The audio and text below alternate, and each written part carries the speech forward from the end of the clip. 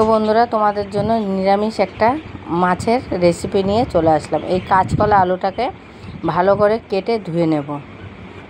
তো দেখো, আমার এখানে কাঁচকলা কাটা হয়ে গেছে। কাঁচকলা আলু, এই কটায় কাঁচকলার আলু দিয়ে প্রেশার কুকারে হোক বা কড়াইতে হোক দিয়ে ভালো করে সিটি মেরে সেদ্ধ করে নেব। তো দেখো, আমার এখানে সেদ্ধ হয়ে গেছে, দেখতেই পাচ্ছ। এবার কলার খোসাগুলো ভালো করে ছাড়িয়ে নিয়ে চটকে, একটু গরমও আছে তো সেই জন্য এরকম করে হালকা হালকা ভেঙে নিয়েছি। নেওয়ার পর এখানে বেসন, নুন, হলুদ, লঙ্কা গুঁড়ো দিয়ে নেবো। আর তোমরা এতে বেসনের জায়গায় তোমরা কর্নফ্লাওয়ার বা ময়দা দিয়েও করতে পারো, তাতে কোনো অসুবিধা নেই। যার যেরকম ভালো লাগে সে সেরকম করে নিতে পারো। তো তারপরে একটু কড়াইতে, যেহেতু একটু ল্যাদ মানে নরম আছে, তো সেই জন্য একটু হালকা করে তেল দিয়ে এটাকে কড়াইয়ের মধ্যে ভালো করে নাড়িয়ে চাড়িয়ে নেব।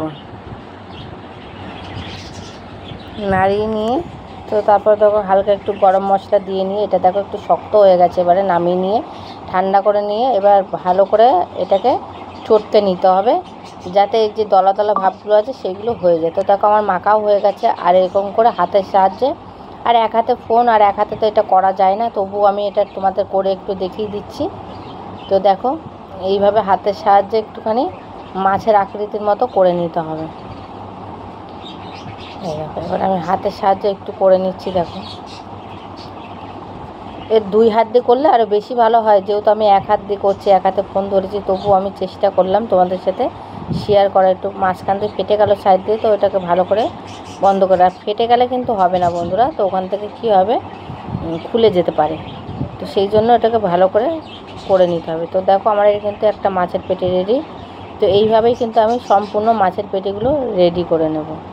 তো দেখো, এই দেখো আমাদের সব মাছের পেটিগুলো কিন্তু পুরোপুরি রেডি হয়ে গেছে, 7 পিস মাছ। তো এরকম চাইলে তোমরা অনেকগুলো আর যে কোনো সবজি দিয়েও কিন্তু তোমরা এটা করতে পারো, তাতে কিন্তু কোনো অসুবিধা নেই। যে আমাদের ঘরে যেমন বাচ্চারা কাঁচকলা খেতে চায় না অনেক সময়, তো জোর জবরদস্তি খাওয়ানো হয়। তো সেই জন্য এই রেসিপিটা ভাবলাম তোমাদের সাথে একটু শেয়ার করি।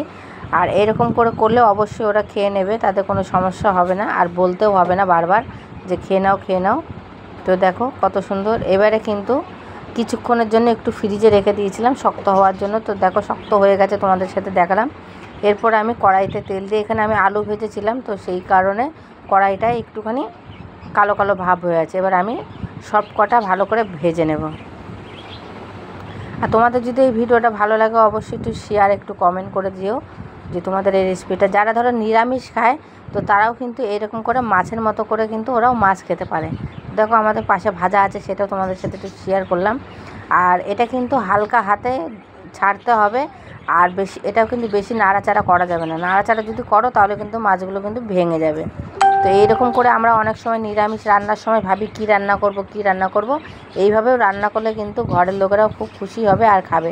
আমি নিরামিষ যেহেতু করেছি তরকারিটা, তোমরা কিন্তু এটা পেঁয়াজ রসুন দিয়েও করতে পারো, তাতে কোনো সমস্যা নেই। তো চলো, আমার এই রেসিপিটা দেখো আমার পুরো রেডি। আর আমার এই রেসিপিটা তোমাদের কেমন লাগলো বন্ধুরা, অবশ্যই একটু লাইক কমেন্ট একটু শেয়ার করে জানিও। আমার এই রেসিপিটা যদি তোমাদের ভালো লাগে